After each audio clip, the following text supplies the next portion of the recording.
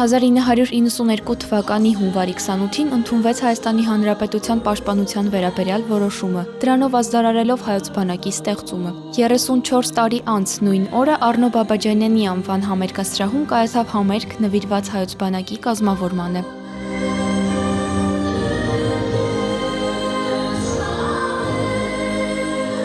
Անցած 34 տարիների ընթացքում վիթխարի մարտակերների անցել եւ քիչ երկրներ կան, որոնք այդ աշճան մարտական փորձ են ձեռք բերել բանակը երկու մեծ պատերազմների բազմաթիվ ռազմական գործողությունների մեջով անցել եւ դա մեր մոտ համաժողովրդական բանակ է։ Մեր բանակում ծառայում են մեր երիտասարդները, մեր երեխաները, մեր ծնողներն են բանակում ծառայել, մեր եղբայրներն են ծառայել, ուստի բանակը այն մարտական դարբնոցն է, որով առնվազն մեր տղամարդու բնակչության մեծ մասը անցնում է, ուստի նա մեր բոլորի սիրելին է։ Կազմավորումից ի վեր երկու պատերազմների եւ մարտական բազմաթիվ գործողությունների արդյունքում Հայոց բանակն ունեցել է ավելի քան 10,000 զոհ։ Ավերժացնենք նաեւ նրանց հիշատակը, խոնարհվենք այդ հիշատակի առաջ, որպեսզի յուրաքանչյուր ոք իմանա, որ այն զոհողությունը, որ նա անում է հայրենիքի համար, երբևիցե չի մոռացվում, երբևիցե չի արժեզրկվում։ Բոլորիս համար շատ թանկ է եւ միևնույն ժամանակ շատ թանկ է բանակը որպես ինստիտուտ, բանակը որպես կազմակերպություն։ Երգչուհի Հայաստանի վաստակավոր արտիստ Շուշան Պետրոսյանն արդեն 7 տարի շարունակ նույն կերպ է նշում Հայոց բանակի օրը։ Տեսել եմ ծնունդը բանակի, ճանապարհել ենք մեր ընկերներին, ռազմաճակատ երբ դեռ կանոնավոր բանակ չունենք, եւ բնականաբար հետևանքում երբ տեսնում ես ծնունդը այդ հրահեղ հաղթանակած բանակի, արդեն կանոնավոր բանակի, օրը դառնում է շատ հատուկ, խորհուրդը դառնում է շատ թանկ։ Եվ ես արդեն 7 տարի է ամեն հունվարի 28 ունեմ մենահամերգներ եւ այսօր ունեմ մենահամերգ, բացի այստեղի ելույթից, օրը նվիրված է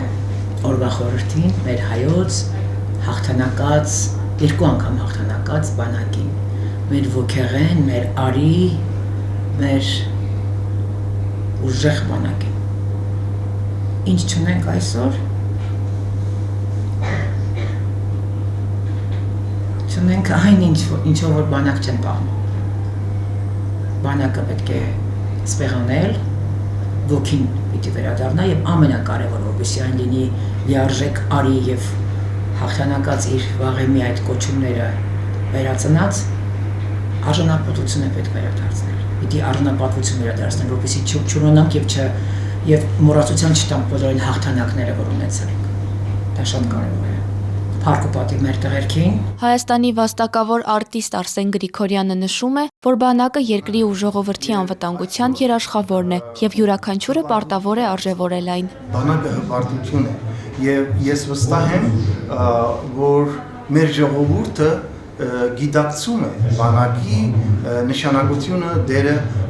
մեզ համար, մեր հայրենիքի համար, մեր Հայաստանի համար։ Ես ուզում եմ սրտանց շնորհավորել բոլոր նրանց, ովքեր բանակի ստեղծման հիմքում են եղել եւ այսօր ապրում են մեզ հետ եւ ովքեր նահատակվել են փառք ու պատիվ իրենց, իսկ